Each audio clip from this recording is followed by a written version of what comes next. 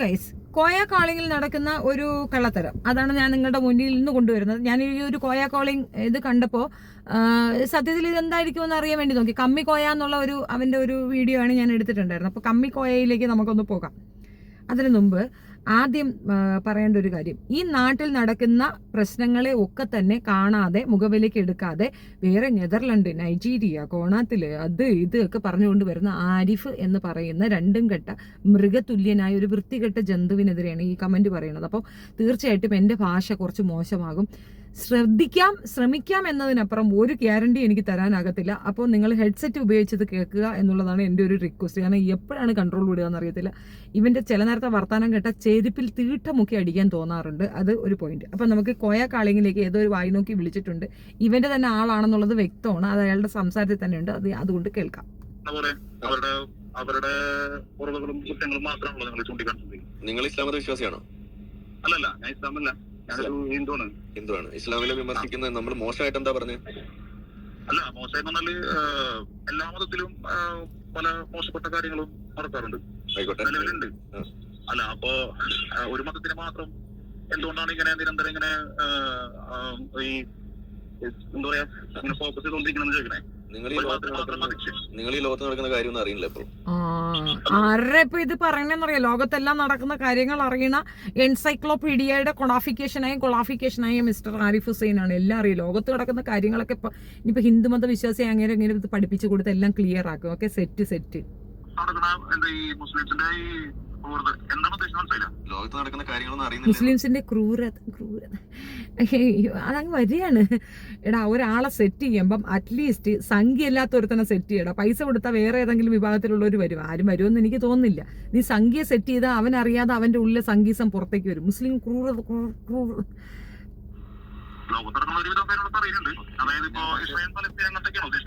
Israel Palestine. ഞാൻ കുറച്ച് കാര്യങ്ങൾ പറയാം. അതിന്റെ പിന്നിലുള്ള മതങ്ങൾ ഏതാന്ന് പറയാം. വഖഫ് നിയമം ഏതാ മതം അതിന്റെ പിന്നിൽ? ആണോ? വഖഫ് നിയമത്തിൽ മുസ്ലിമാണോ പ്രശ്നം? എന്റെ അറിവില് വഖഫ് നിയമത്തിലെ പ്രശ്നം ഉണ്ടാക്കുന്ന ആളുകൾ ലത്തീൻ ക്രിസ്ത്യൻസ് ആണ്. ക്രിസ്ത്യൻ വിഭാഗക്കാരാണ് അവർക്ക് വേണ്ടിയിട്ട് സപ്പോർട്ടുമായിട്ട് ഇറങ്ങി നിൽക്കുന്നത്. പ്രശ്നക്കാരെന്നറിയപ്പെടുന്നത് അവരാണ്. സമരമുഖത്തുള്ളത് അവരാണ്. മുസ്ലിങ്ങൾ അതിനകത്തില്ല. വഖഫ് ബോർഡ് എന്ന് പറയുന്നത് ഗവൺമെന്റ് സംവിധാനങ്ങൾ ഏർപ്പാടെടുത്ത ഒരു വിഭാഗത്തിന്റെ വസ്തുവകകൾ കൈകാര്യം ചെയ്യാനുള്ള ഒരു ബോർഡ് മാത്രമാണ്. വഖഫ് ബോർഡിനെതിരെയാണ് ഇവർ പരാതി കൊടുത്തിരിക്കുന്നത്. ഇതിനകത്ത് മുസ്ലിങ്ങൾ ഇവിടെ വന്നു. മുസ്ലിങ്ങൾ അവരുടെ സ്വത്തുവകകൾ വഖഫിന് കൊടുത്തിരിക്കുകയാണ്. അത് ക്രയവിക്രയം ചെയ്യുന്നത് ഗവൺമെന്റ് തന്നെയാണ്. ഗവൺമെന്റിന്റെ ഒരു ബോർഡായ വഖഫ് ബോർഡാണ്. ഇതിനകത്ത് മുസ്ലിം എങ്ങനെയാടാ വന്നത്? ഇവന്റെ കള്ളത്തരം കണ്ടോ? ഇനി ഇതിനകത്ത് വഴക്കുണ്ടാക്കാനായിട്ട് ഇവരെ പ്രൊവോക്ക് ചെയ്യാൻ ഇവരെ സപ്പോർട്ട് ചെയ്യുന്നത് സംഘികളാണ്. പ്രത്യേകിച്ച് ഈഴവ സംഘികളാണ് കൂടെ പോയി നിൽക്കുന്നത്. ഒരുപാട് സംഘികളുണ്ട് അതിനകത്ത്. പ്രത്യേക ഈഴവ സംഘി ഞാൻ എടുത്തു പറഞ്ഞ ഞാൻ ഒരു കാര്യം പറഞ്ഞുതരാം. അതിന് മുമ്പ് ഇസ്ലാമിയർ പണ്ടും നീതിക്കൊപ്പം നിന്നതിനൊരു ചരിത്രമുണ്ട്, ഒരു ചരിത്ര പശ്ചാത്തലമുണ്ട്. അതും കൂടെ പറയാം ഇതിന്റെ ഒപ്പം. ഈ അലി സഹോദരന്മാരിൽ ഒരാളായിരുന്നല്ലോ അന്നത്തെ പ്രസിഡന്റ് സ്ഥാനത്തുണ്ടായിരുന്നത് കോൺഗ്രസിന്റെ. വൈക്കം സത്യാഗ്രഹത്തിന് മുമ്പുള്ള കാര്യം പറഞ്ഞത് അയിത്തോച്ചാട്ട നിയമം, അതായത് അയിത്തം നിർമ്മാർജ്ജനം ചെയ്യാൻ വേണ്ടിയിട്ട് ഒരു പ്രമേയം പാസ്സാക്കാൻ വേണ്ടി ടി.കെ. മാധവൻ പെർമിഷൻ ചോദിക്കുകയാണ്. ടി.കെ. മാധവന്റെ അച്ഛൻ അന്നത്തെ ഭയങ്കര പണക്കാരനാണ് ഇവിടുത്തെ. പക്ഷെ അദ്ദേഹത്തിന് കാറിൽ കൂടെ സഞ്ചരിക്കുമ്പോൾ ഈ അമ്പലത്തിന്റെ അടുത്ത് എത്തിക്കഴിഞ്ഞാൽ ഇറങ്ങി നടക്കേണ്ട ഒരു അവസ്ഥയുണ്ട്. അതായത് ബ്രാഹ്മണനും മറ്റോമാരും ഒക്കെ സഞ്ചരിക്കുന്ന സ്ഥലത്ത് കൂടെ പോകാനൊക്കത്തില്ല. രണ്ടാം കിട പൗരന്മാരായിട്ട് ക്രിസ്ത്യാനികളും മുസ്ലിങ്ങളുമായിരുന്നു. അവർക്ക് സഞ്ചരിക്കാനും ഒരു പാതയുണ്ട്. പക്ഷെ അതിനേക്കാൾ താണായിരുന്നു ഈ ഈടവന്മാരും ഈ അതിനോട്ട് അനുബന്ധിച്ചിട്ടുള്ള അധകൃതന്മാരും. ഇപ്പൊ ഈ അധകൃതന്മാർക്ക് സഞ്ചരിക്കാനുള്ള പാസേജിൽ കൂടെ പട്ടിക്കും പൂച്ചയ്ക്കും പോകുന്ന വഴി കൂടെ പോലും ഇയാൾക്ക് പോകാൻ പറ്റാത്ത ഒരു അവസ്ഥയുണ്ട്. ഇത് കണ്ട് വിഷമം തോന്നിയാണ് ടി.കെ. മാധവൻ ഇതിനു വേണ്ടി എഫർട്ട് എടുത്തുന്നത്. അന്ന് പെരിയാരും കൂടെ ഇവർക്കൊപ്പം സപ്പോർട്ട് ചെയ്ത് വക്കീയ സത്യാഗ്രഹത്തിൽ ഇത് തന്നു. അതൊരു വലിയ കഥയാണ്. അപ്പോൾ അത് ചരിത്രം ഒരുപാട് പറയേണ്ടി വരും. അതിലേക്കൊന്നും ഞാൻ പോകുന്നില്ല. അന്ന് ഈ പ്രമേയം ഒന്ന് പാസ്സാക്കണം. അതായത് കോൺഗ്രസ് ഇങ്ങനെ സമ്മേളനം കൂടുമ്പോൾ അവിടെ ചെന്ന് ഒരു പ്രമേയം പാസ്സാക്കും. ആ വിഷയത്തിന്റെ അടിസ്ഥാനത്തിലായിരിക്കും അവർ സമരവും അതിനോടനുബന്ധിച്ചുള്ള കാര്യങ്ങൾ മുന്നോട്ട് നിൽക്കുന്നത്. സോ അങ്ങനെ ചെയ്ത് തന്നെയാണ് അവർ സ്വാതന്ത്ര്യ സമരം ഉണ്ടാക്കിക്കൊണ്ടുവന്നത്. ആ സ്വാതന്ത്ര്യ സമരത്തിൽ കൂടിയാണ് നമുക്ക് സ്വാതന്ത്ര്യം കിട്ടിയത്. സ്വാതന്ത്ര്യ സമരം നടക്കുന്ന സമയത്ത് ഒരു സമ്മേളനത്തിൽ അനുമതി ചോദിക്കുകയാണ് ഈ ഒരു പ്രമേയം ഒന്ന് പാസ്സാക്കാൻ, ആയിത്ത നിർമ്മാർജ്ജനത്തിനുള്ള പ്രമേയം പാസ്സാക്കാനായിട്ട്. ഇവിടെ അനുമതി നിഷേധിച്ചു കേരളത്തിൽ. അതേസമയം അവിടെ അങ്ങ് ന്യൂഡൽഹിയിൽ വെച്ച് നടക്കുന്ന ആ സമ്മേളനത്തിൽ ഇത് അനുമതി കിട്ടണം എന്നുള്ളതിന് ഇങ്ങേരെ ആദ്യം എന്ത് ചെയ്തു? മുഹമ്മദ് അലി ജിന്നയുടെ അടുത്തൊക്കെ കാര്യം പറഞ്ഞു. അതേപോലെ അലി സഹോദരന്മാർ അവരുടെ അടുത്തൊക്കെ കാര്യം പറഞ്ഞു. അപ്പോൾ അവർ അതിൽ ഈ അലി സഹോദരന്മാരിൽ ഒരാൾ പുള്ളി പറഞ്ഞു ശരി ഞാനിതിന് അനുമതി ആക്കി തരാമെന്നുണ്ട്. പുള്ളിയാണ് ആദ്യം ആമുഖ പ്രസംഗം നടത്തുന്നത്. ആ പ്രസംഗത്തിൽ പുള്ളി പറഞ്ഞൊരു കാര്യം ഇതായിരുന്നു, അയിത്ത നിർമ്മാർജ്ജനത്തിന് വേണ്ടിയിട്ടുള്ള ഒരു പ്രമേയമാണ്. ഇത് പാസ്സാക്കണം, ഇത് കേൾക്കുകയെങ്കിലും വേണം. അപ്പോൾ ഇത് പ്രമേയം പാസ്സാക്കി ഇത് പിന്താങ്ങിക്കൊണ്ടൊരു പ്രഭാഷണം നടത്തുന്നുണ്ട് പുള്ളി. ആ പ്രഭാഷണത്തിൽ പുള്ളി പറഞ്ഞ എന്താണെന്നറിയാമോ? ഞങ്ങൾ ഓൾറെഡി ബ്രിട്ടീഷുകാരുടെ അടിമയാണ്, അവിടെ നിന്ന് സ്വാതന്ത്ര്യം കിട്ടി ഇവന്മാരെ കയ്യിലേക്ക് കൊടുക്കാൻ ഒക്കത്തില്ല. ഇവിടെ ഓൾറെഡി ഉച്ചനീചത്വവും ബ്രാഹ്മണന്മാരും അങ്ങനെ പറ്റത്തില്ല. ഈ സാധനം നിർമ്മാർജ്ജനം ചെയ്ത് ഇന്ത്യക്കാർ എന്നൊരു പേര് വന്നാൽ മാത്രമേ നമ്മൾ ഈ ഒരു പറയുന്ന സ്വാതന്ത്ര്യ സമര സേനാനിയായിട്ട് അല്ലെങ്കിൽ അതിനകത്ത് പാർട്ടിസിപ്പേറ്റ് ചെയ്യുള്ളൂ, ഇല്ലെങ്കിൽ ഞങ്ങൾ ചെയ്യൂല എന്ന് കട്ടറായിട്ട് പറഞ്ഞതാണ് അലി. അതുകൊണ്ട് തന്നെ മുഹമ്മദ് അലിയെ കണ്ണിലെ കരട് അന്ന് തുടങ്ങിയതാണ് അവന്മാർക്ക്. അന്ന് മുതലേ ഇസ്ലാം പറയുന്നത്, അങ്ങനെ വേറൊരു മതസ്ഥരും പറഞ്ഞില്ല. അത് നിനക്കെന്താ പറയാൻ വയ്യാത്തത്? ഇനി അത് ചെയ്തത് ഇസ്ലാമാണോ, ഇത് ചെയ്തത് ഇസ്ലാമാണോ? ഇസ്ലാം ചെയ്തൊരു വലിയ കാര്യമാണ് അത്. സ്വാതന്ത്ര്യ സമര സേനാനിയായിട്ട് നിൽക്കണമെങ്കിൽ, സ്വാതന്ത്ര്യ സമരത്തിന് ഞങ്ങൾ പാർട്ടിസിപ്പേറ്റ് ചെയ്യണമെങ്കിൽ അയിത്തം എന്ന് പറയുന്ന ഒരു സംഗതി ഇവിടെ ഇല്ലാതാകണം എന്ന് പറഞ്ഞ് ആ ഒരു സംഗതിയുമായിട്ട് മുൻപോട്ട് ഇറങ്ങി നിന്നത് മുഹമ്മദ് അലിയാണ്. ഇനി കഥകൾ പറയാനാണെങ്കിൽ ഒരുപാടുണ്ട്. അലി സഹോദരന്മാരിൽ ഒരാളായ അദ്ദേഹം മുന്നോട്ട് വെച്ച ഈ ഒരൊറ്റ ഡിമാൻഡിന്റെ പുറത്താണ് ആ പ്രമേയം പാസ്സാക്കാനും അനുമതി ഉണ്ടായതും അതിനു വേണ്ടിയിട്ട് സമരമുഖത്തേക്ക് ഇറങ്ങാൻ കോൺഗ്രസ് തയ്യാറായതും. അവസാനം കോൺഗ്രസ് തയ്യാറായിട്ടും ഈ വൈക്കം സത്യാഗ്രഹത്തിന്റെ ഫ്ലോപ്പിംഗ് സ്റ്റേജ് എന്താണെന്ന് അത് നമ്മൾ വരും ദിവസങ്ങളിൽ മറ്റൊരു വീഡിയോക്കകത്ത് ഞാൻ പറയാം. എന്നാലും പറയാം, പെരിയാർ അതോടെ അടപടലം തെറ്റുകയും പുള്ളി കോൺഗ്രസ് സ്ഥാനം തന്നെ രാജിവെക്കുകയും ചെയ്തൊരു ഇതുണ്ട്. കാരണം അന്ന് ഈ സമരത്തിന് ഇറങ്ങി നിൽക്കുമ്പോഴത്തേക്ക് ബ്രാഹ്മണർക്ക് നടക്കുന്ന വഴി കൂടെ നിങ്ങൾ പോകണ്ട, അതേസമയം രണ്ടാം തട പൗരന്മാരായ ക്രിസ്ത്യാനികളും ഇസ്ലാമിയരും നടക്കുന്ന വഴി കൂടെ വേണമെങ്കിൽ പൊയ്ക്കോ എന്നൊരു കൺസിഡറേഷനാണ് സത്യാഗ്രഹം അവസാനിക്കുന്നത്. അതിൽ മനന്നൊന്നാണ് പുള്ളിക്കാരൻ കോൺഗ്രസേ വേണ്ട എന്ന രീതിയിൽ മാറി നടന്നിട്ടുണ്ടായിരുന്നത്. ബാക്കി കേൾക്കാം, ബാക്കി പറയടാ. സിവിൽ കോഡ് ഏതാണ് നിയമം? ഏതാ മതം? ഓക്കെ. ഇനി സ്വർഗ ലൈംഗികതയ്ക്ക് എതിരെയുള്ള നീക്കങ്ങൾ അതേതാണ്? യൂണിഫോം സിവിൽ കോഡിന്റെ കാര്യം പറയുമ്പോഴത്തേക്ക് കർണാടകയിൽ നടന്ന സമരമാണ് ഇവർ ഉദ്ദേശിക്കുന്നതെങ്കിൽ അതിനകത്ത് മറ്റൊരു കോഡും കൊണ്ടുവന്ന് അതിനെ എതിർക്കേണ്ട കാര്യം എന്താണ്? അതൊരു യൂണിഫോം ഇതാണെന്നും അതിന്റെ കൃത്യമായ വിവരണങ്ങൾ അവർക്ക് എക്സ്പ്ലെയിൻ ചെയ്ത് കൊടുക്കുകയും ചെയ്യുന്നതിന് പകരം അവരെ പ്രൊവോക്ക് ചെയ്യുന്ന രീതിയിൽ ഹിന്ദു മതവിശ്വാസികൾ കാണിച്ചത് എന്തായിരുന്നു? മതവിശ്വാസികളെന്നല്ല, സംഘികൾ, ജന്തുമത സംഘികൾ എന്ന് വേണമെങ്കിൽ പറയാം. ഞാൻ അതിന്റെ ഡെപ്തിലേക്കൊന്നും പോകുന്നില്ല. അവനത് നരേഷൻ കൊണ്ടുവരുന്ന മുഴുക്ക ഇവിടെ പ്രശ്നക്കാരി ഹിന്ദുമത വിശ്വാസികളല്ല, മുസ്ലിങ്ങളാണ് എന്നാണ്. അതിന് ഓക്കെ പറയാനാണ് ഒരു കോയ കാളിങ്ങിലേക്ക് ഒരു കോയ അല്ലാത്തവരെ കൊണ്ട് വിളിപ്പിച്ചിട്ടുള്ളത്. ഇനി സ്കൂളിൽ യൂണിസെക്സ് യൂണിഫോമിനെതിരെയുള്ള പ്രക്ഷോഭം ഏതാണ് മതം? ഓക്കെ. ഇനി ഒക്ടോബർ 7 ഇസ്രായേലിൽ നടത്തിയ അക്രമം, അതിന്റെ പിന്നിൽ പ്രവർത്തിക്കുന്ന മതം ഏതാണ്? എടാ, നീ ഒക്ടോബർ 7 ഇസ്രായേൽ നടത്തിയ ആക്രമണത്തിൽ നീ എന്തിനാണ് ഈ മുസ്ലിമിനെ കയറ്റി പിടിക്കുന്നതെന്ന് എനിക്ക് മനസ്സിലാവുന്നത്. നീ പറയുന്നതാണ് കേട്ടോ. അതെങ്ങനെയാടാ മുസ്ലിം ആകുന്നത്? പാലസ്തീൻ എന്ന രാജ്യത്തേക്ക് ഇസ്രായേലുകാർക്ക് കുറച്ച് സ്പേസ് കൊടുക്കുന്നു താമസിക്കാനായിട്ട്. സെയിം വഖഫിന്റെ അതേപോലത്തെ സിമിലർ ആയിട്ടുള്ള ഒരു സംഭവമാണ് അവിടെ നടക്കുന്നത്. അങ്ങനെയുള്ള ഒരു സംവിധാനത്തിലേക്ക് ആളുകൾ കുത്തിക്കേറി അവരുടെ വീട്ടിൽ കയറി അവരെ ഇറക്കി വിട്ടാൽ അവർ വാളെടുക്കുക. പിന്നെ എന്തോന്ന് എടുക്കണോടാ? ഇവന് നല്ല തല്ലിന്റെ കുറവാണ്. നരേഷൻ കൊണ്ടുവരുമ്പോൾ ഇസ്രായേലിനെ സപ്പോർട്ട് ചെയ്യുന്ന സംഘി ഗവൺമെന്റിനോട് എൻ്റെ ഒരു ചോദ്യം, നിങ്ങളുടെ വീട്ടിലേക്ക് ഒരാൾ കയറി വന്ന് നിങ്ങളുടെ അധികാരം ഏറ്റെടുക്കുകയാണെങ്കിൽ നിങ്ങൾ മിണ്ടാതിരിക്കുമോ? നിങ്ങൾ ബ്രിട്ടീഷുകാരെ എന്തിനാ ഓടിച്ചത്? അവർക്കങ്ങ് കൊടുത്താൽ പോരായിരുന്നു. അവർ ഏബിൾ ആണെങ്കിൽ അവർക്കങ്ങ് കൊടുത്താൽ പോരായിരുന്നു. എന്തുകൊണ്ട് ബ്രിട്ടീഷുകാരെ ഓടിച്ചു നിങ്ങൾ? അതിന്റെ അടിസ്ഥാനം എന്തായിരുന്നു? അപ്പൊ അത് മുസ്ലിമിന്റെ തലയിലാണോ ഇരിക്കുന്നത്? അവരുടെ സ്വത്തുവകകൾ, അവരുടെ ഭൂമി, അവരുടെ പിന്നെ പള്ളി കൈയടക്കി മറ്റൊരാൾ കുടിയേറുമ്പോൾ അവർ സ്വാഭാവികമായിട്ട് പ്രതികരിക്കും. അവർക്ക് പോവാൻ മറ്റൊരു സ്ഥലം വേണ്ടായോ? അതുകൊണ്ട് അവർ ചെയ്യുന്ന അത് മുസ്ലിമിന്റെ കുഴപ്പമാണോ? അവിടെ വിക്ടിമാണ് മുസ്ലിം. ഇനി നെതർലാൻഡ്സിൽ കഴിഞ്ഞ ദിവസം ജൂതന്മാരെ വണ്ടി കൊല്ലാൻ നോക്കി. ഏത് മതവിശ്വാസികളാണ്? നെതർലാൻഡ്സ് വണ്ടി ഇടിച്ച ആളുകളെ കൊല്ലാൻ നോക്കിയത് നിന്റെ തന്തയുടെ മതം. മനസ്സിലായി? നിന്റെ തന്തയുടെ മതം. ഈ രാജ്യം നമ്മൾ തന്തയ്ക്ക് വിളിക്കുന്നില്ല, അവന്റെ തന്തയുടെ മതം അതാണല്ലോ. അവിടെ മുസ്ലിങ്ങളാ കുഴപ്പം. വണ്ടി ഇടിച്ച് കൊല്ലാൻ നോക്കിയത് മുസ്ലിങ്ങളുടെ കുഴപ്പം. ഇവിടെ റീസെന്റ്ലി കുഞ്ഞുങ്ങളെ വരെ അടിച്ച് കൊല്ലുകയും കഴുത്തറത്ത് കൊല്ലുകയും ചെയ്യുന്നുണ്ട്. അതിനെപ്പറ്റി നിന്റെ അഭിപ്രായം? നീ നെതർലൻഡിൽ പോണെന്തിന്? നീ കേരളത്തിലെ കാര്യം പറ, നീ ഇന്ത്യയിലെ കാര്യം പറ. നീ ഇവിടുത്തെ ചുറ്റുവട്ടത്തിലുള്ള കാര്യങ്ങൾ പറയുന്നതിന് പകരം അങ്ങോട്ട് പോകുന്ന എന്തിനാണ്? ഇപ്പൊ ഭഗവാനെ കൊല്ലുമെന്ന് പറഞ്ഞുകൊണ്ട് മെസ്സേജ് ഇട്ടുകൊണ്ട് നടക്കുന്നത് സംഘികളല്ലേ? കൊല്ലും കൊലയും വെല്ലുവിളിയും നടത്തുന്നത് മുഴുക്ക സംഘികൾ, കുറ്റം മുഴുക്ക മുസ്ലിംസിന്. ഇന്നലെ തേക്കടിയിൽ അവിടെ ഒരു കാശ്മീരികളായിട്ടുള്ള ആളുകൾ ജൂതന്മാരായിട്ടുള്ള തേക്കടിയിൽ നിന്ന് കുറച്ച് അപ്പുറത്തോട്ട് പോയാൽ ഇടുക്കിയിൽ ഒരു കുട്ടീനെ ഉപദ്രവിച്ചിട്ടുണ്ട്. അതും എച്ചില് ഒരുത്ത ഛർദ്ദിച്ചത്, മേജാധികാരം ഒരുത്ത ഛർദ്ദിച്ചത് വാരിക്കളെ ഒരു ക്രിസ്ത്യൻ പെണ്ണുമ്പോഴേ പറഞ്ഞത്. അത് മുസ്ലിമിന്റെ അലയിലാണാടാ, അത് മുസ്ലിമാണ്. നിനക്ക് അതേ കാണുന്നുണ്ട്, നിനക്ക് ഇത് കാണാൻ പറ്റത്തില്ലേ? റീസെന്റ് ഞാൻ പറഞ്ഞില്ല, അമ്പലത്തില് പൂജാരിയായിരുന്ന ദളിത് വംശജനായ പൂജാരി, ആ റൈറ്റ്സ് കിട്ടിയതിനെ എത്രയോ ഫൈറ്റ് ചെയ്തിട്ടാണ്. കിട്ടിയെങ്കിലും ആ റൈറ്റ്സ് ഉപയോഗിക്കാൻ പറ്റാത്ത ഒരു രീതിയിലാണ്. അവന്റെ കയ്യിൽ നിന്ന് പ്രസാദം വാങ്ങിക്കത്തില്ലെന്ന് കേസായി. അത് നാട്ടിലല്ലേ? അതിനെപ്പറ്റി എന്താണ് അഭിപ്രായം? ഇവിടെ നടക്കുന്ന കാര്യം പറ. നീ എവിടെയുള്ള കാര്യങ്ങൾ എന്തിനാ എഴുന്നള്ളിക്കുന്നേ?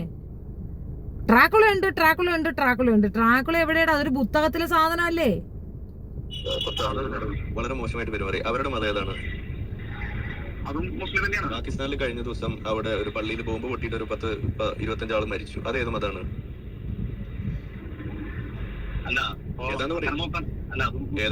ഓക്കെ. ഇനി ബംഗ്ലാദേശിൽ അവിടെ ഹിന്ദുക്കളെയും അതുപോലെ മറ്റു മതസ്ഥരെയും കൂട്ടക്കൊല നടത്തിക്കൊണ്ടിരിക്കുന്നത്. അത് ഏത് മതാണ്? ഇപ്പൊ റീസെന്റ്ലി ബിഷ്ണോയി ലോറൻസ് എന്ന് പറയുന്ന ഒരുത്തൻ നിരന്തരമായി നടന്ന ആളുകളെ കൊല്ലുന്നുണ്ട്. സൽമാൻ ഖാന്റെ കൂടെ സപ്പോർട്ടീവായി നിൽക്കുന്ന എല്ലാ മനുഷ്യരെയും കൊല്ലും. അതേത് മതമാണ്? ബിഷ്ണോയി മുസ്ലിം ആയിരിക്കും അല്ലയോ? ഇപ്പൊ നടക്കുന്ന എല്ലാ പ്രശ്നങ്ങൾക്കും, അതായത് നോർത്ത് സൈഡിൽ നടക്കുന്ന ഏറ്റവും വലിയ തീവ്രമായ ഒരു പ്രശ്നമാണ് ഈ ബിഷ്ണോയി വംശം കാണിക്കുന്നത്. ഒരു മാനിനെ കൊന്നതിനാണ്. ഇവിടെ എത്രയോ ആടിനെയും പശുവിനെയൊക്കെ തിന്നുന്നുണ്ട്. ആഹാര സ്വാതന്ത്ര്യം പോലും നിഷേധിക്കപ്പെടുന്ന ഒരു രാജ്യത്ത് നിന്നുകൊണ്ടാണ് ഇവൻ അവിടെ എന്ത് കിടക്കണു, ഇവിടെ എന്ത് കിടക്കണു, മറ്റേടാ നിനക്ക് തിന്നാനുള്ള ആഹാരം പോലും നിഷേധിക്കപ്പെടുകയാണ് ഇവിടെ. അവിടെ എന്ത് കിടക്കുന്നു, ഇവിടെ എന്ത് കിടക്കുന്നു?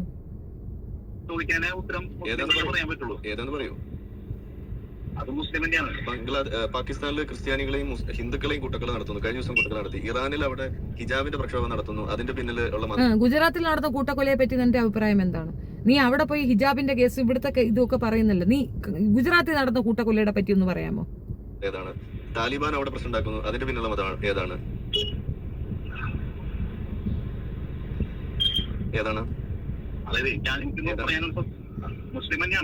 നൈജീരിയയിൽ ബോക്കോ ഹറാം അവിടെ പ്രശ്നം ഉണ്ടായിക്കൊണ്ടിരിക്കുന്നത്. ബോക്കോ ഹറാം ഏത് മതം? അത് എനിക്കറിയില്ല. അവിടെ യമനിൽ അവിടെ പ്രശ്നം നടക്കുന്നു സൗദിയുടെ നേതൃത്വത്തില്. അവിടെ ഷിയ സുന്നിയാണ്. അത് ഏത് മതത്തിന്റെ പേരില? ഇനി നിങ്ങൾ വേറെ മതങ്ങൾ ഉണ്ടാക്കുന്ന പ്രശ്നങ്ങൾ ഒരു 10 പേര് പറഞ്ഞു. ഞാൻ പറഞ്ഞു തന്നാ മതിയോടാ ഒരു 10 ലിസ്റ്റ്. നീ ഒന്നാമത്തെ കാര്യം ഇപ്പൊ ലേറ്റസ്റ്റ് ഉള്ളത് ഇടുക്കിയിൽ നടന്ന ആ വിവാദം, അതിനെപ്പറ്റി പറയാം. ഇപ്പൊ പൂജാരി അതിനകത്ത് കയറാൻ പറ്റത്തില്ലെന്ന് പറഞ്ഞാൽ അതിനെപ്പറ്റി നീ പറയും. ഉണ്ടെങ്കിൽ പറഞ്ഞാൽ മതി, ഇല്ലെങ്കിൽ നീ പറയണ്ട, നിനക്ക് കാണത്തില്ല. ഇനി അല്ലാതെ ഞാൻ കുറെ ചരിത്രമാണെങ്കിൽ അതിനെപ്പറ്റി ഞാൻ കുറെ പറയാം. അത് വരുന്നതിനകത്ത് പറയാം. ജസ്റ്റ് ഇതൊന്ന് കഴിഞ്ഞോട്ടെ, എന്നിട്ട് അതിന്റെ ഇത് ഡീറ്റെയിൽ കൊണ്ടുവന്നിടാം. 10 അല്ലേ? 10 തരാം. മറ്റു മതങ്ങൾക്ക് ഒരു പ്രശ്നമില്ല കേട്ടോ, ഡീസെന്റാ. എടാ നിലവിലില്ലേ? മണിപ്പൂരിൽ നടക്കുന്ന പ്രശ്നത്തിൽ ഇസ്ലാമിന്റെ നിലയിലാണോ? മണിപ്പൂരിൽ നടക്കുന്ന ഇഷ്യൂ ഇസ്ലാമിന്റെതാണോ? ബാബരി പള്ളി പൊളിക്കണമെന്ന് പറഞ്ഞുകൊണ്ട് പ്രശ്നം ഉണ്ടാക്കുന്നത് ഇസ്ലാമിയരാണോ? ഇത് ഇസ്ലാമിയരാണോ? എന്താ ഇവന്റെ കണ്ണിൽ അത് കാണാത്തെ? ബാബരി പള്ളി പൊളിക്കണമെന്ന് ഇസ്ലാമിയർ പറഞ്ഞ് പൊളിച്ചോന്ന്? നീയൊക്കെ പൊളിച്ച് ചുമന്നുകൊണ്ട് പോ. അജ്മീർ ദർഗ പൊളിക്കണമെന്ന് പറയുന്നത് ഇസ്ലാമിയരാണോടാ? ഇവിടെ നടക്കുന്ന പ്രശ്നമാണ്. ഗ്യാൻ വാപ്പി പൊളിക്കണം എന്ന് പറയുന്നത് ഇസ്ലാമിയരാണോടാ? ഗുജറാത്തിൽ നടന്ന പ്രശ്നം ഇസ്ലാമിയരാണോടാ? അവിടെ ഇസ്ലാമിയരെ കയറി വെട്ടിയും കുത്തിയും കൊല്ലുകയാണ്. ക്രിസ്ത്യാനികളാണ് മണിപ്പൂരിട്ട് കൊല്ലുന്നത്. ഇസ്ലാമിയരാണോടാ? നമ്മുടെ കൺവെട്ടത്ത് നടക്കുന്ന ഏറ്റവും ഭീകരമായ കൊലപാതകങ്ങളാണ്. ഒരു പെൺകുട്ടി, 2 പെൺകുട്ടികളെ പാടത്തേക്ക് തുണിയില്ലാതെ നടത്തിക്കൊണ്ടുപോയി ബലാത്സംഗം ചെയ്യുന്നു. ലോകത്തുള്ള എല്ലാ മാധ്യമങ്ങളും ഇത് ചർച്ച ചെയ്യുന്നു. കേരളത്തിലെ ഇന്ത്യയിലെ ചർച്ച ചെയ്യാൻ പറ്റുന്നില്ല. പ്രത്യേകിച്ച് ഇവനൊക്കെ കോയക്കാളിങ്ങനെ വിളിച്ച് മുസ്ലിമിനെ പറയുകയാണ്. അവിടെ പെണ്ണുങ്ങളെ തുണിയില്ലാതെ കൊണ്ടുപോയത് മുസ്ലിമാണോടാ? നമ്മളിപ്പോ ഞാനിപ്പോ ഈ പറഞ്ഞതൊന്നും മുന്നത്തെ അല്ല. അതിപ്പോ ഈ കഴിഞ്ഞ ഒരു മാസത്തെ ഒരാഴ്ചത്തെ വിഷയങ്ങൾ മാത്രമേ ഞാൻ പറയും. ഇതിപ്പോ ഇന്നലത്തെ അടക്കാണ് ഞാൻ. ഇതിപ്പോ ഒരാഴ്ചത്തെ വിഷയങ്ങളല്ലേ? ഇതിപ്പോ ഒരാഴ്ചത്തെ ഇവിടെ നടക്കുന്ന വിഷയങ്ങളൊക്കെ ഇതൊക്കെ ഒരാഴ്ചക്ക് നടന്നതാണ്. ഇനി വർഷക്കണക്കിനുള്ളതാണെങ്കിൽ വേറെ സ്റ്റോറി ഒരുപാട് പറയാനുണ്ട്. ഒരുപാട് കാര്യങ്ങൾ നമുക്ക് പറയാനുണ്ട്. തുണി ഉടുക്കുന്നതിന് പ്രശ്നം ഉണ്ടാക്കിയിരുന്ന മതം ഏതാടാ? മാറ് മറയ്ക്കാൻ പറ്റത്തില്ലെന്ന് പറഞ്ഞ മതം ഏതാടാ? തുണി കൂടുതൽ ഉടുക്കണമെന്നല്ലേ അവർ പറയുന്നുള്ളൂ. അത് അവരുടെ കുട്ടികളെ അങ്ങനെ അവർ നിഷ്ഠ പാലിപ്പിക്കുന്നു. അവർക്ക് കുട്ടികൾക്ക് തുണി കൂടുതൽ ഉടുക്കണം, അത് തന്നെയാണ്. അതവരുടുത്തോട്ടെ. ഇവിടെ ഒരു വർഗീയത വേർതിരിവ് ഉണ്ടാകാതിരിക്കാനാണ് എല്ലാവരും ശ്രമിക്കുന്നത്. ആ വിഭാഗത്തിലുള്ള ആൾക്കാർ പോലും അതിനെതിരെ സംസാരിക്കുന്നു. അതിനകത്ത് നിന്ന് പുറത്തേക്ക് വന്നവരും അതിനകത്ത് നിൽക്കുന്നവർ പോലും ആ സ്വാതന്ത്ര്യം അനുഭവിക്കുന്നുമുണ്ട്. നിർബന്ധമാക്കപ്പെട്ട ഒന്നല്ല, അതൊരു ചോയ്സാണ്. വേണമെങ്കിൽ ഇടിക്കാം, വേണ്ടെങ്കിൽ വേണ്ട, അത്രയുള്ള ഒരു നിർബന്ധവും ഇല്ല. അതിന്റെ കൃത്യമായ തെളിവ് ഉൾപ്പെടെ ഞാൻ കൊണ്ടുവന്ന് തരാം. മനുഷ്യനെ ഇത് മെനക്കെട്ട് പഠിപ്പിക്കുന്നു എന്നുള്ളതാണ് കഷ്ടപ്പാട്. ഈ കുന്തം പഠിക്കാൻ ഇഷ്ടമില്ല, എന്നാലും പഠിക്കേണ്ട ഒരു അവസ്ഥയുണ്ട്.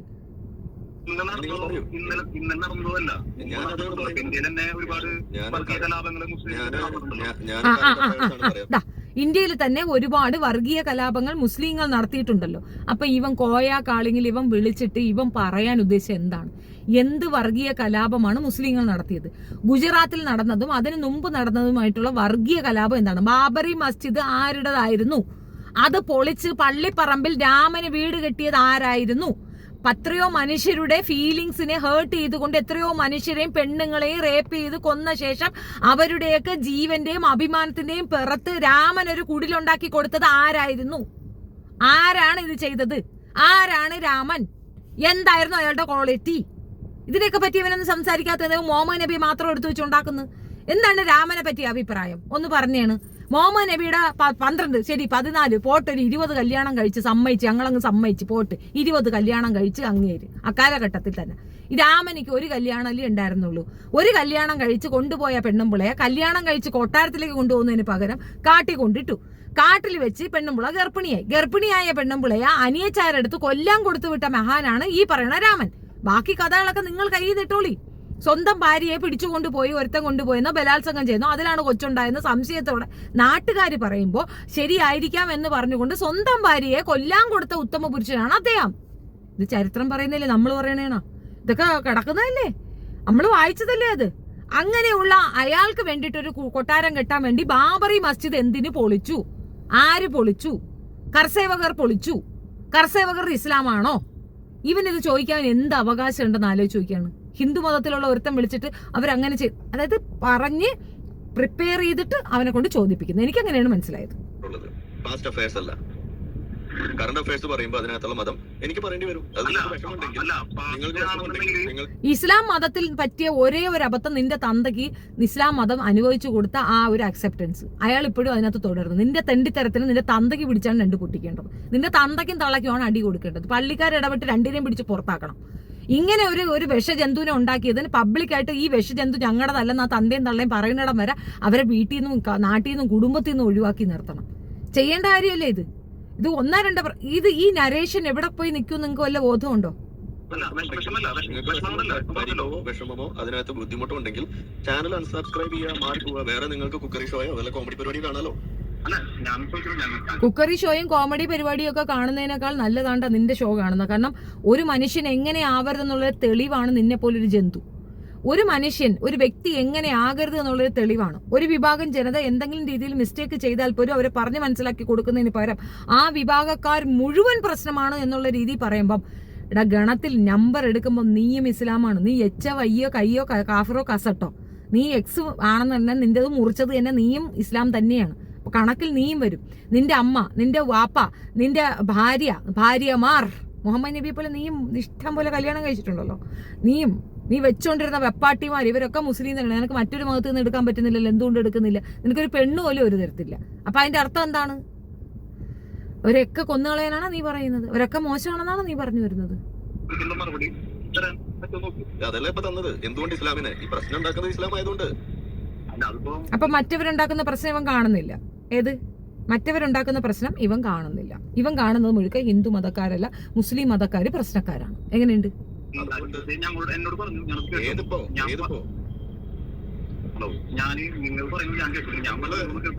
അതൊന്നും അവിടെ കേൾക്കത്തില്ല. ഓൺ സൈഡാ. മറുപടി തന്നപ്പോ ഇനിയിപ്പോ എന്താണ് പ്രശ്നം?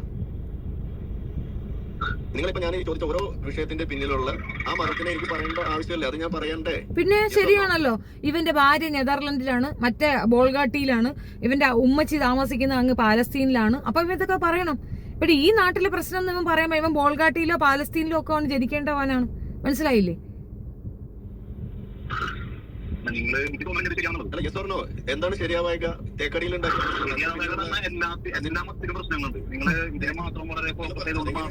ഇപ്പൊ ഞാനിവിടെ ഒരു 10 വിഷയം പറഞ്ഞു.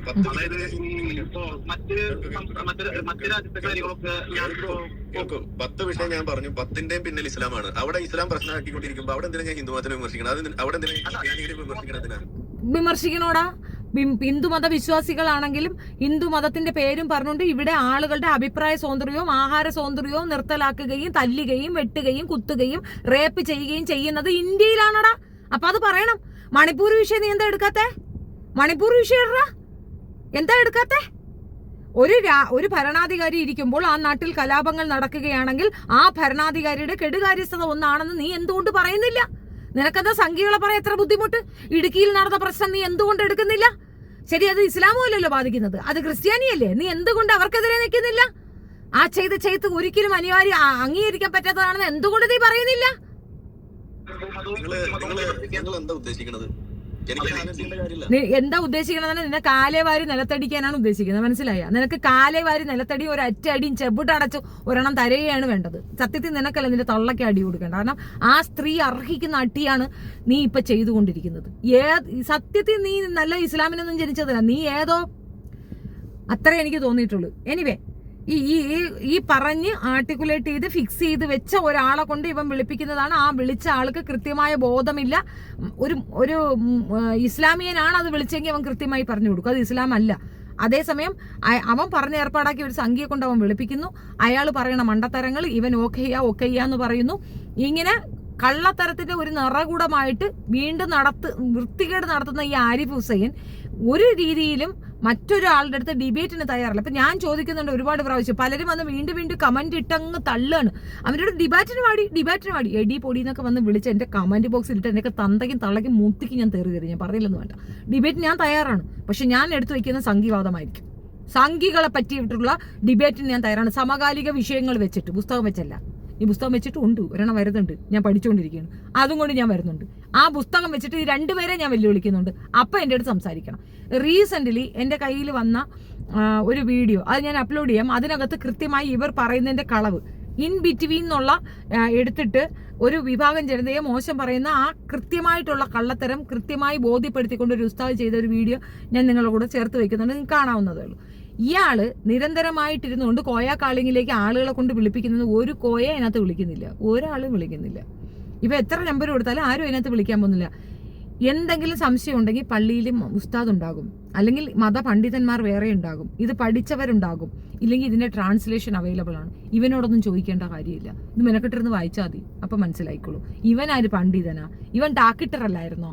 ഇവൻ എങ്ങനെ പണ്ഡിതനായി? ഇവൻ പണ്ഡിതനാ, 3-4 പെണ്ണുങ്ങളെ പണിയിട്ടുണ്ട്. ഞാൻ നേരത്തെ പറഞ്ഞാണെങ്കിൽ സമാധാനപരമായിട്ട് നമുക്കിത് സംസാരിച്ച് തീർക്കാനാകാത്തൊരു ഇതുണ്ട്. ഈ കമ്മി കോയ എന്ന് പറഞ്ഞാൽ കമ്മി എന്ന് എങ്ങനെ പറയൂടാ? അയാളെന്താ കമ്മിയാണോ? അതെങ്ങനെയാടാ കമ്മിയായത്? അപ്പൊ ഇവൻ പ്രൊവോക്ക് ചെയ്യണം, മനസ്സിലായോ? ഈ കമ്മ്യൂണിസ്റ്റുകാരെ പ്രൊവോക്ക് ചെയ്യണം അവൻ. കമ്മ്യൂണിസ്റ്റുകാർ എന്ത് ചെയ്തെന്ന് എനിക്ക് വല്ല ബോധമുണ്ടാ?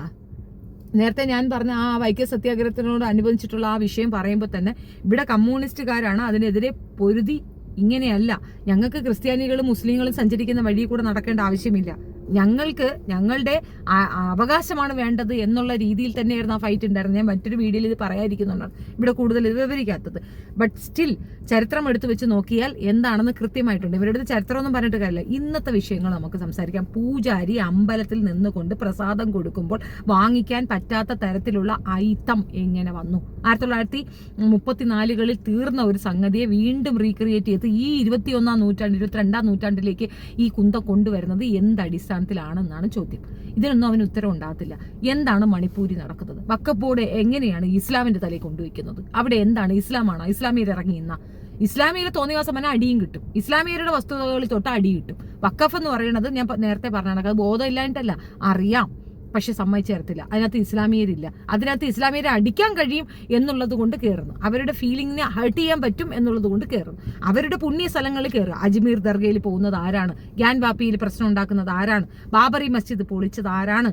ഇവിടെ കൊച്ചുങ്ങളെ വരെ അടിച്ചു കൊല്ലുന്നതും കഴുത്തറുത്ത് കൊല്ലുന്നതും ആരാണ്? 6 വയസ്സുള്ള ഒരു കുട്ടിയെ കാശ്മീർ അമ്പലത്തിനകത്ത് കൊണ്ടിട്ട് കൊന്നത് ആരാണ്? ഇതൊന്നും അവന് സംസാരിക്കേണ്ട. ഇത്രയും തീവ്രമായ ഇത്രയും നീതി നിഷേധങ്ങൾ നമ്മുടെ നാട്ടിൽ നടക്കുന്ന ഇതിനെപ്പറ്റിയൊന്നും അവന് സംസാരിക്കേണ്ട. അവന് സംസാരിക്കേണ്ടത് ഇസ്ലാം നെതർലൻഡിലെയും മറ്റും രാജ്യങ്ങളിൽ നടക്കുന്ന കാര്യങ്ങളാണ്. അവന് ഇസ്ലാമിനെ പറ്റി പറയാനുള്ളത്. കേരളത്തിൽ എന്ത് നടക്കണമെന്ന് അവൻ അറിയണ്ട. അപ്പൊ അതിനകത്ത് നടന്ന കാര്യങ്ങളാണ് ഞാൻ പറഞ്ഞത്. ഇതിന്റെ 2ാം ഭാഗം ഞാൻ വീണ്ടും അപ്ലോഡ് ചെയ്തത് ഒരുപാട് ലെങ്തി ആകുന്നത് കൊണ്ടാണ് ഞാൻ ഇവിടെ നിർത്തുന്നത്. 2ാം ഭാഗത്തിൽ കാണാം. Thank you so much. Video ഇഷ്ടപ്പെടുകയാണെങ്കിൽ ലൈക്ക് ചെയ്യുക, ഷെയർ ചെയ്യുക ആൻഡ് സബ്സ്ക്രൈബ് പ്ലീസ്. ഇത് കൊണ്ടുപോയി അവൻ്റെ ചാനലിൻ്റെ താഴെ ഒന്ന് പേസ്റ്റ് ചെയ്ത് വെക്കണം. കാരണം ഞാൻ ഒളിച്ചിരുന്ന് പറയുന്നതായിട്ടാണ് പലരുടെയും കണക്കാക്കി. എൻ്റെ ചാനൽ ഏറ്റവും ആദ്യം കാണുന്നത് അവനും ജാമ്യതയാണെന്നുള്ള നല്ല ബോധ്യം എനിക്കുണ്ട്. മനസ്സിലായടാ? നിനക്ക് ധൈര്യം ഉണ്ടെങ്കിൽ ഈ പറയുന്ന വിഷയങ്ങളെ ഒന്ന് ചർച്ചയ്ക്ക് നീ വാ. നീ നെതർലൻഡിന്റെ കാര്യം അവിടെ വെച്ചിട്ട് നീ ഈ വിഷയത്തിന് നാട്ടിലെ കാര്യത്തിന് ചർച്ചയ്ക്ക് വാടാ, ഞാൻ കേൾക്കട്ടെ. നിനക്കതിന് മറുപടി ഉണ്ടോ? നീ എന്തിനാണ് മറ്റു രാജ്യങ്ങളുടെ പൗരനായിട്ട് നിന്ന് നീ ഇന്ത്യൻ പൗരനായിട്ട് നിന്ന് ഇന്ത്യയിലെ പ്രശ്നങ്ങളെ പറ്റി സംസാരിക്കും? നീ ഈ പറഞ്ഞ പിന്നെ മണിപ്പൂരിലെ വിഷയം ഒന്ന് എടുക്ക്, കേൾക്കട്ടെ. പിന്നെ ഇടുക്കിയിലൊക്കെ പ്രശ്നം പറ, നീ മറ്റേ തേക്കടിയിലത് വിട്. നീ അങ്ങനെ ഒരുത്തം കാണിച്ചെങ്കിൽ അവനെ വേണ്ടാന്ന് വെച്ച് പോ, കളഞ്ഞി, ഞങ്ങൾക്ക് വേണ്ട അവനെ. നീ ബാക്കിയുള്ളത് സംസാരിക്കും. ജൂതന്മാർ കയറി അവരുടെ സ്വന്തം ആൾക്കാരെ വെട്ടുകയും കുത്തുകയും കൊല്ലുകയും ചെയ്യുമ്പോൾ സ്വാഭാവികമായിട്ടുണ്ടാകുന്ന അവരുടെ പ്രതിഷേധ പ്രകടനമാണ് അയാൾ കാണിച്ചത്. ഇടുക്കിയിൽ ആ ഒരു കട മാത്രമല്ല, വേറെ കടയുണ്ടല്ലോ, പോയി വാങ്ങിക്കണം. ഇപ്പൊ നീ പറഞ്ഞില്ലേ നിന്റെ അത് കാണണ്ടെങ്കിൽ നീ വേറെ പോന്നു. അതുപോലെ അയാളടുത്തും പറയണം, വേറെ പോടാ, നീ എന്തിനാ അയാളുടെ തന്നെ കൊണ്ടാക്കാൻ അങ്ങോട്ട് കുത്തി കയറുന്നേ? അപ്പൊ നിനക്കൊരു ന്യായം അയാൾക്കൊരു ന്യായമാ, വേണ്ടാത്തവൻ കളഞ്ഞിട്ട് പോണം. ഇവിടെ ഈ കേരള മണ്ണിൽ മുഴുക്ക അയാൾ മാത്രമാണുള്ളത് മുസ്ലിമായിട്ട്. എത്രയും മനുഷ്യരുണ്ട്. എന്തെങ്കിലും തോന്നിയ വാസം ഇരുന്നോണ്ട് പറയണ അലവരാതി അൽക്കുലത്ത് നാറി തക്കാളി എരുമ മോറൻ.